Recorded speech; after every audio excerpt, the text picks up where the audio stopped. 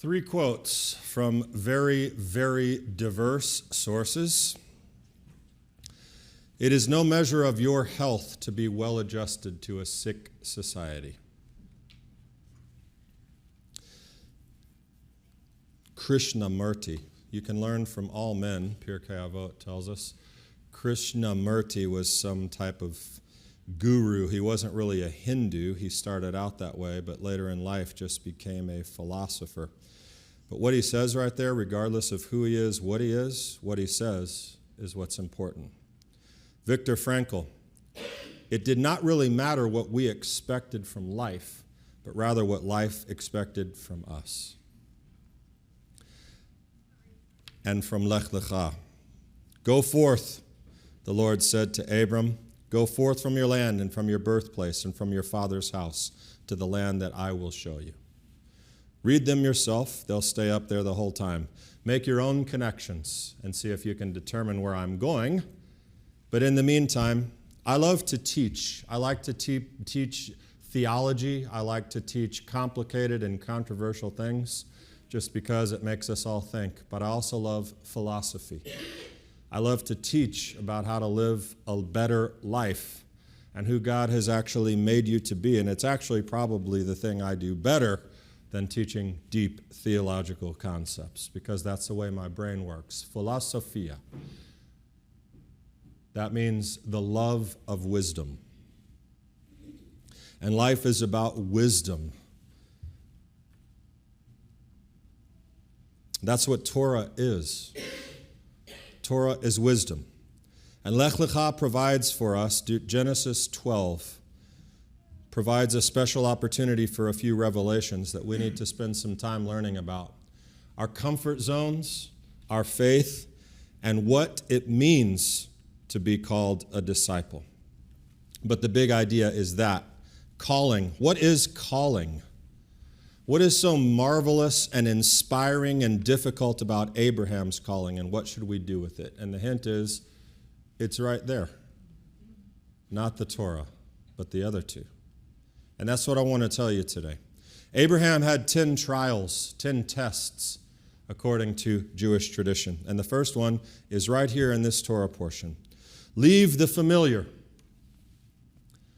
Leave your home, your family, and your status, your reputation, your birthplace, and go somewhere else. And by the way, you don't need to know where you're going, just go.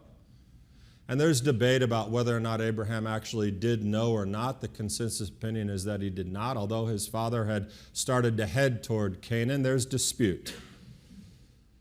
I like to think he didn't, because that makes the story a lot better. But do we really need to discuss the difficulty of that? No. Doug, did you hear God tell you to sell everything you own? Sell your house, pack it up on what you can get in that van, and head out and go somewhere. Just start hitting the road. He'll tell you the rest. Would you like to do that? He says to. Okay, good answer. We don't really need to discuss the difficulty of that in our Western materialistic world of just taking off and leaving everything because you heard, and I can imagine me going home and telling Kelly that. She is more spiritually discerning and has more faith than me, but I don't know how excited she would be about that. Sarai did really well, but beyond the obvious, there's something much, much deeper. And catch this, Aviva Zornberg, new commentary I'm reading, really have been loving it. For the first time with Abram, for the first time, a journey in the Torah is undertaken, not as an act of exile and diminution. Adam, Cain, the people at the Tower of Babel, all of which happened before Abram. For the first time, a journey is undertaken not as an act of exile, but as a response to a divine imperative that articulates and emphasizes displacement as a crucial experience. In other words, putting it in English, he chose this. Abram chose to do this. The others were forced out. He chose it. They chose it because Sarai is just as much a player as Abram is. They were one. They chose it. Why? Well, because God said, that's not good enough. In real practical life, for most people, that's not good enough. And believe me, I've heard a lot of people tell me things about me that God told them about me that he didn't tell me that weren't true. I run usually from God told me things. Not me directly, but when someone approaches me with that. And there's a great thing. By the way, side note, quick. Here's the dilemma when you're working with a super spiritual person and having a conversation, and you know the conversation's right away because you walk up to them and they're starting to tell you about all this weird stuff that God's telling them, and God told me this. And then when they get to the really the controversial thing or the thing about you, here's your disarm technique. They are saying to you, you know what? God told me what you should do, and this is it. My response, interesting. God told me too, and he told me the exact opposite of what you just told me. Who's right? Which God is right? And usually they walk away, and then you can have your cake and eat it too. I'm not a big fan of super spiritual. Am I being too transparent? Sorry. Listen. He chose this. He chose this. It is no measure of your health to be well adjusted to a sick society. First of all, God. The new plan for Abram and Sarai, no matter how good they could be, no matter how no matter what they could do by staying there, their purpose would not be realized. And sometimes you cannot shine enough light. Sometimes your environment will extinguish your light if you don't remove yourself from it. Rashi says it this way, Lech Lecha, you know what it is literally? Go to you. Lech Lecha, go to you, Rashi says, for your benefit and for your good, and there I will make you into a great nation. But here you will not merit to have children. Yeshua says it like this, if the house is worthy, see that your blessing of peace comes upon it, but if it is not worthy, take back your blessing of peace, and whoever does not receive you or listen to your words as you leave the house, shake the dust off your feet. In other words, get out. And as hard as it is sometimes to read some of the things we read in the Torah and the Bible about God instructing Israel to wipe out people completely and eradicate humanity from particular areas, God is God, and he knows sometimes that there is not enough light that you could shine in particular areas, and they just have to go. And sometimes we have to go. Because there is a time, and secondly, maybe more palatable than, God telling people to wipe everyone out. One must always be thinking of, and this is a tough thing, but one must always be thinking of the greater good. We just spent this a couple of weeks in this little mini-series exploring true greatness, and what was it all about? It was about one word, diminution, diminishing oneself. Considering the greater good. But this idea is found in Abram's answer to this call. It applies to us today. It is never enough. It is never enough to say, well, the world's going to hell in a handbasket, but you know what? I'm holy. I'm doing good. Look how religious and wonderful I am. Stay away from me. I'm doing good. That's right. It's okay. There needs to be lights. There needs to be righteousness. There needs to be tzaddikim, righteous people. But no one, I assure you, no one will ever find your purpose and calling in this world focused inward. And I don't think there's one person in here who is. I know everyone. But that's a certainty. And just secluding yourself and saying, I'm doing good, it is no measure of one's health to be healthy in a sick society. Sometimes you got to get out, but all the time you got to work on changing, which brings us to Viktor Frankl. It did not really matter what we expected from life, but rather what life expected from us. You know who Viktor Frankl is?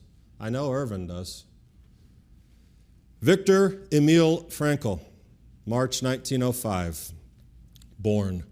Austrian neurologist, psychiatrist, philosopher. He was not smart. It's a joke.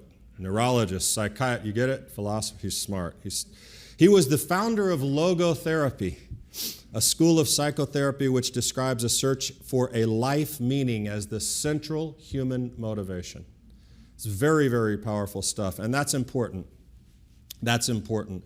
But to understand the context of that quote, number 2 from Viktor Frankl, you need to understand the other part of who Viktor Frankl is. He is a Holocaust survivor. His father was killed in Theresienstadt. His mother was killed in Auschwitz. His wife was killed in Bergen-Belsen. And most of his family wiped out in the Holocaust.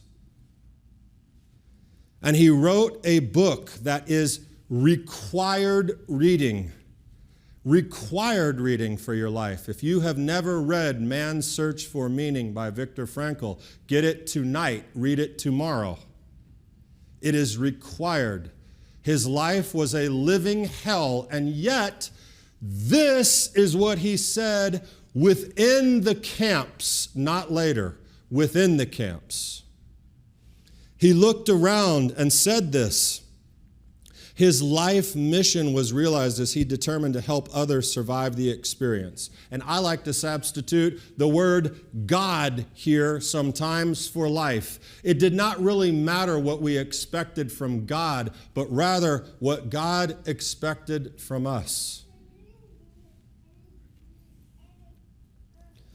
And that, my friends, is a hard bit of understanding what a calling is.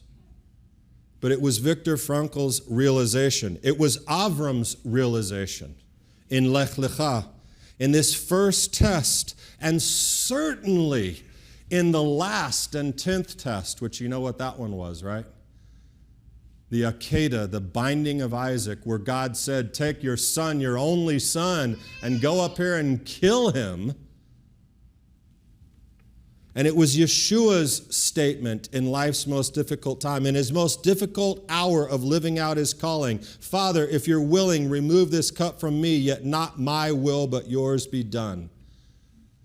It doesn't matter what we expect from God. It's okay to expect things from God, and you should.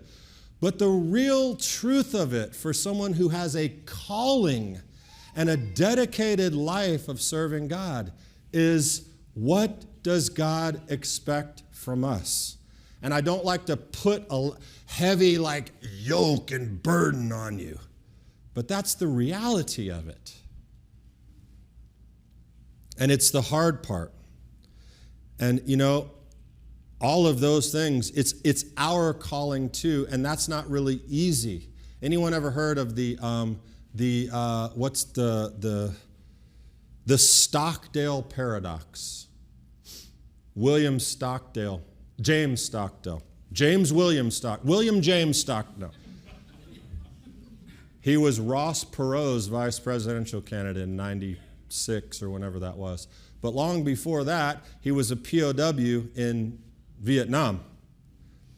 And he also went through an absolute living hell, as you might imagine. And he was being interviewed after he had been released. He was in horrible shape, but he got better. And he was being interviewed on some news program. And they said, who didn't make it out? You survived. How? And he explained, and he said, but who didn't make it out? And Stockdale said, that's easy. The optimists. Which for me, as a 100% pessimist, I was like, yes, no, just kidding. Who didn't make it out? That's easy, the optimists. Why? Because they said by Christmas we'll be out of here, and it didn't come. By Easter, we'll be out of here, and it didn't come.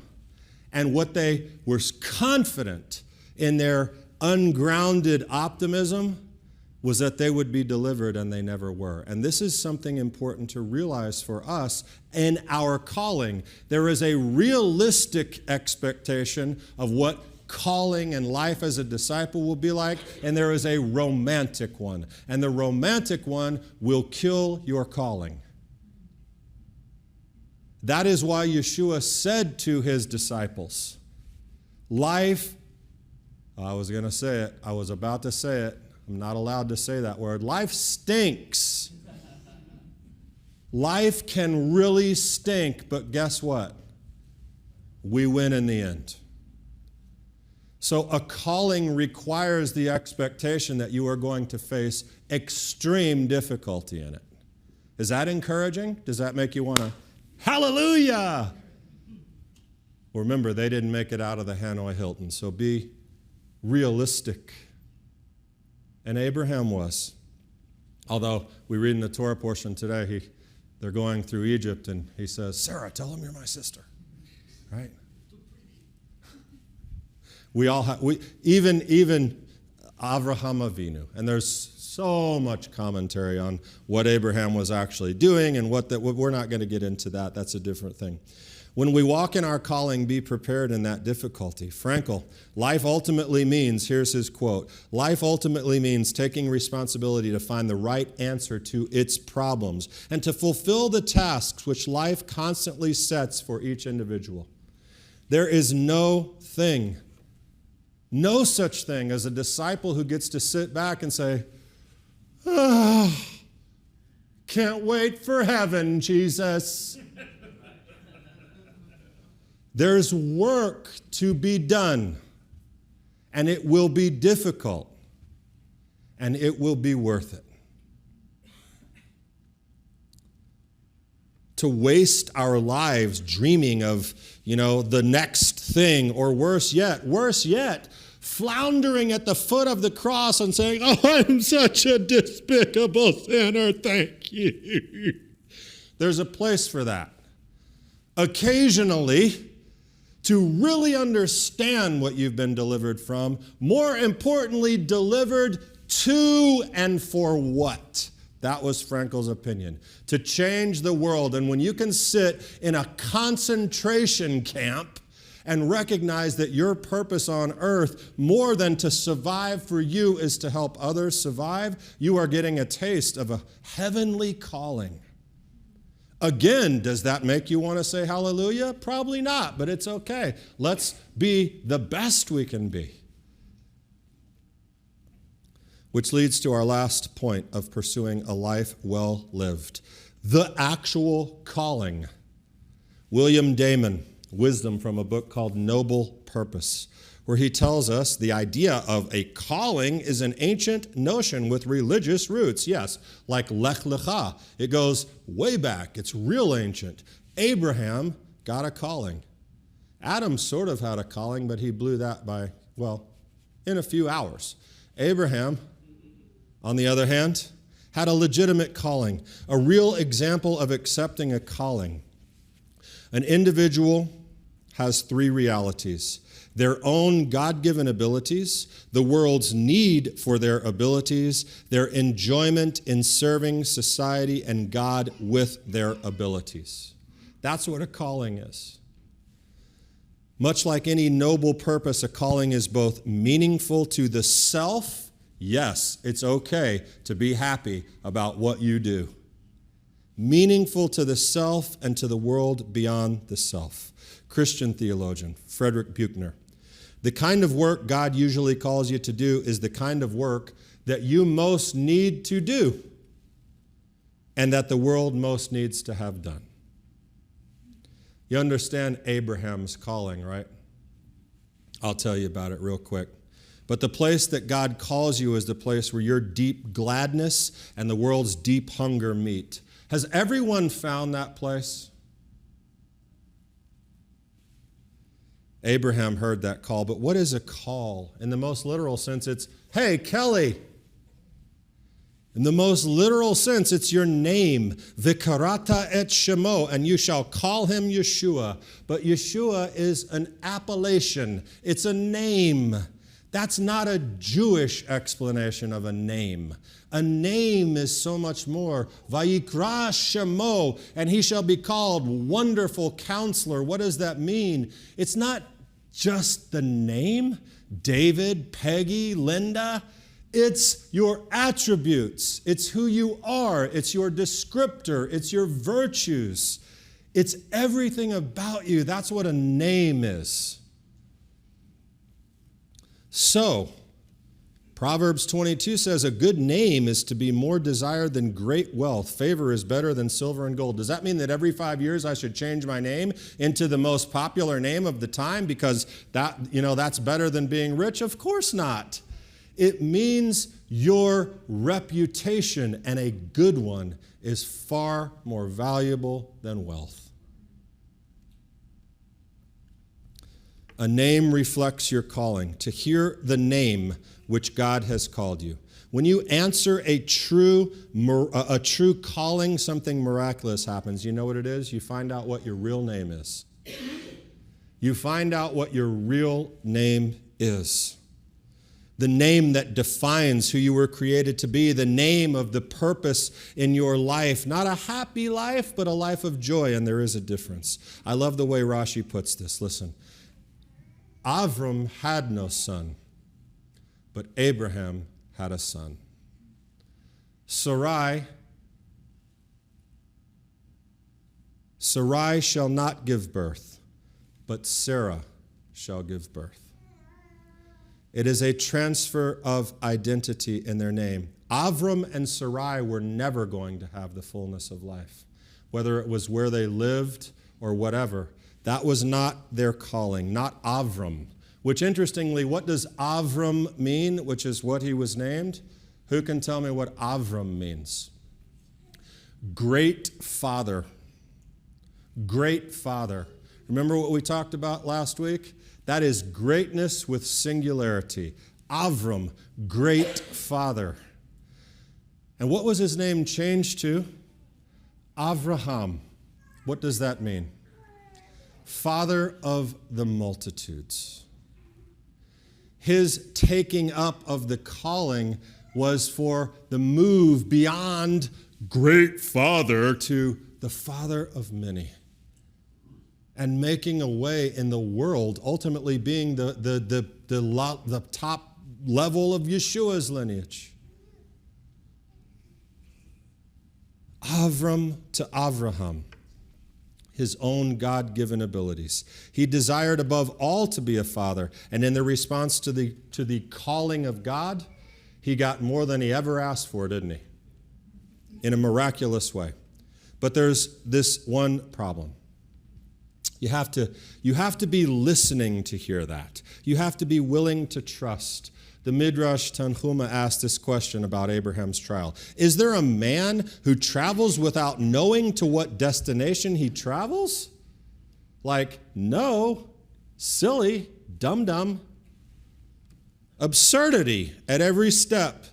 But my goodness, man, think about the calling. Think about the calling of a disciple of Yeshua, and I'll tell you what it looks like. You ready? Simple.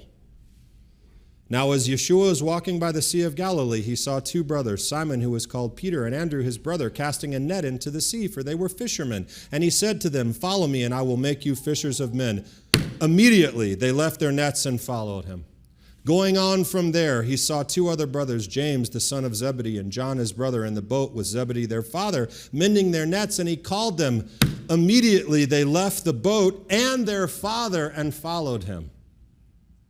You have to be listening, and you have to be ready. And I guarantee you, they did not wake up that morning and say, I think today's the day when I'm going to leave my entire livelihood behind, everything that pays for and supports my family, and my boat and my father. I think on a whim I'll just up and leave all that and go some crazy pursuit. They didn't say that. They had a connected calling with the words of God that brought them into that realization. That was their apparent life trajectory. Fishermen, daddy's boys with their nets. And Yeshua called and said, I got a better way. And they were like, boop, let's go. And you know what they got? They got a new name. Call me by a new name. Peter became Kepha the rock. James and John, for goodness sakes, they became the sons of thunder. Who doesn't want to be that? They got new names walking in their callings, like Abram and Sarai, who affected the world. And isn't this a picture of our life, though, sadly? We have a destination in our mind, a way our lives are going to work out, what we're going to do. And truth is, some people do that. I always hated them. The people who told me in high school, I'm going to be a neurologist. And I said, yeah, right. I'm going to be a vet. No, I'm going to be a doctor. No, I never knew. I'm going to be a neurologist, they told me. Yeah, right. I'm struggling through school, and I'm calling them. He's like, well, I'm going to finish in 3 years at college, and I'm going to go early into med school. I'm going to be a neurologist. Oh, geez, man, come on. Talk to him 10 years later. How are you? Good, I'm a neurologist. I have a great practice. You hate those people sometimes when you're wandering around going, okay, what's next? Let's try that. How about underwater basket weaving? But I think that's the exception. We don't hate them. We admire them for that diligence and that dedication. But you know what? You have the very same ability at any time you choose to have it. That's an amazing thing. That's an amazing thing. But most people don't. Most of us have our fishing boat, our nets, our Father, our comfort. And that's the way we're going to walk out the rest of our days. And I'm reminded every year at this Torah portion. Listen, I'm not telling you to get a big red nose, paint your face, and go join the circus. I'm not telling you to sell everything and go buy an emu farm. I'm not telling you to do weird things. I'm telling you to listen. I'm telling you to hear. As they say in the weird worlds, listen to the universe. We know the universe. It's God, and He calls people every day to do amazing things. Abram was 75. So, there's that.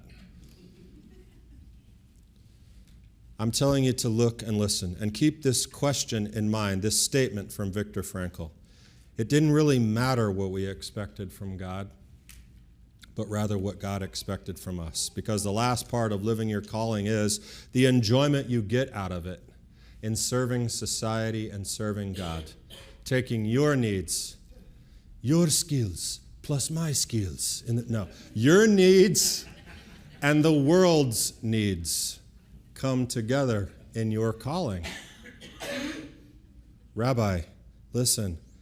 I love you, man, but this is the most cliche thing I've ever heard in my life. Calling, come on. Have you found yours?